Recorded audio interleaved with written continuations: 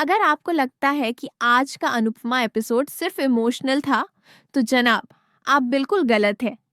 क्योंकि आज रिश्तों की ऐसी लकीर खींची गई है जिसने पूरा शाह और कोठारी परिवार दो हिस्सों में बांट दिया है। तो वीडियो को अंत तक जरूर देखिए, क्योंकि आखिरी सीन आपको हिला देगा। आज के एपिसोड की शुरुआत होती है जहां पराग प्रार्थना के सामने झुकते हुए उससे माफी मांगता है। वह कहता है कि शायद मैं तुम्हें समझ नहीं पाया, लेकिन मैंने अपनी गलती स्वीकार कर ली है। गायत्री के जाने के बाद मैं अंदर से टूट चुका था, लेकिन प्रेम और तुम्हारे लिए खुद को संभाल लिया। पर क्या इतना भी हक नहीं है कि मैं अपनी बेटी को रोक सकूं? तभी अनुपमा बीच में दखल देती है और साफ शब्दों में कहती है कि पराग प्रार्थना को इमोशनल ब्लैकमेल करना बंद कीजिए।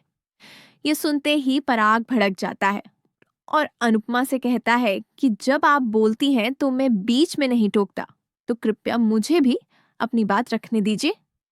पराग प्रार्थना के भविष्य की दुहाई देता है और कहता है कि उसने अंश को एक मौका दिया था, लेकिन अंश खुद को साबित नहीं कर सका। वह सवाल करता है कि जो इंसान पति के रूप में फेल हो चुका हो, वह पिता कैसे बन सकता है। गौतम भी पराग की बात का समर्थन करता है। इस पर अनुपमा तंज कसते हुए पूछती है कि क्या आप दोनों भविष्य देखने वाले ज्योतिषी हैं? तुक्कों पर फैसले मत लीजिए और खुशी खुशी बेटी को विदा कीजिए। प्रार्थना कहती है कि वह मायके आती जाती रहेगी, लेकिन पराग गुस्से में बोलता है कि मत आना, तुमने तो मायके को दुश्मन बना लिया है।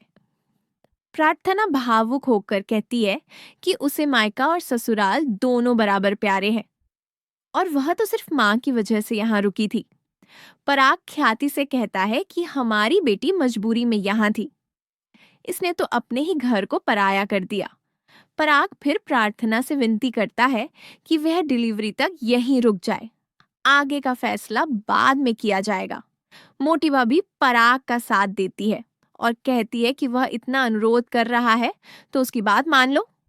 मीता भी कहती है कि अपने अपने होते हैं, पराए पराए। तभी अनिल गुस्से में कहता है कि ये पराए नहीं, प्रार्थना के ससुराल वाले हैं। अगर ससुराल पराए होते हैं तो तुम खुद यहाँ क्यों रह रही हो? अनिल मोटीबा से सवाल करता है कि जब आप बहू से मायका भूलने को कहती है, तो आज बेटी को ससुराल भूलने के लिए क्यों कह रही है? प्रार्थना पराग से हाथ जोड़कर कहती है कि मुझे खुशी खुशी अपने ससुराल जाने दीजिए। लेकिन पराग फिर इमोशनल ब्लैकमेल करता है कि आज पहली बार मैं कुछ मांग रहा हूँ और तुम मना कर रही हो। प्रेम बीच में रोकने की कोशिश करता है तो गौतम उसे चुप रहने को कहता है। इस पर प्रेम गुस्से में बोलता है कि अगर दिल हल्का करना है तो साइड में जाकर कीजिए, बीच में बकवास मत कीजिए। बाबूजी भरोसा दिलाते हैं कि किंजल और लीला प्रार्थना का पूरा ध्यान रखेंगी। लीला कहती है कि अंश ने पूरे घर की जिम्मेदारी ली है। ख्याति भी अंश के पक्ष में खड़ी होती है। राजा गुस्से में कहता है कि आप लोग प्यार करने वालों को अलग करने में लगे हैं, हर शादी में तमाशा किया है। अनुपमा को बोलते हैं, लेकिन दिमाग का इलाज खुद कराइए। माहौल और बिगड़ता जाता है।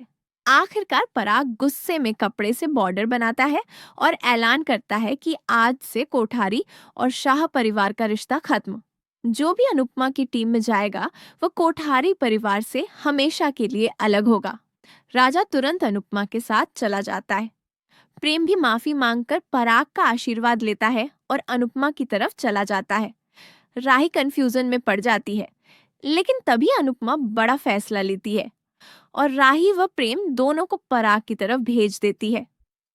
वह कहती है कि तुम दोनों का एक साथ रहना ज्यादा जरूरी है। अनुपमा प्रार्थना को लेकर शाह हाउस पहुंचती है।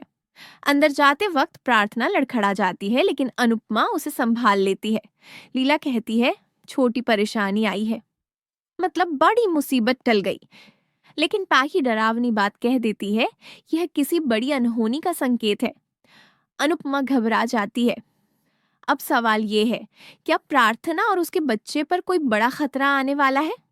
क्या गौतम कुछ खतरनाक करने वाला है? और क्या शाही और कोठारी परिवार कभी फिर एक होंगे? इन सभी सवालों के जवाब मिलेंगे अगले एपिसोड में। तो वीडियो को लाइक जरूर करें, कमेंट में बताइए आपको आज का एपिसोड कैसा लगा और ऐसे ही डेली अपडेट्स के लिए टैली एक्सप्लेन को सब्सक्राइब जरूर करें।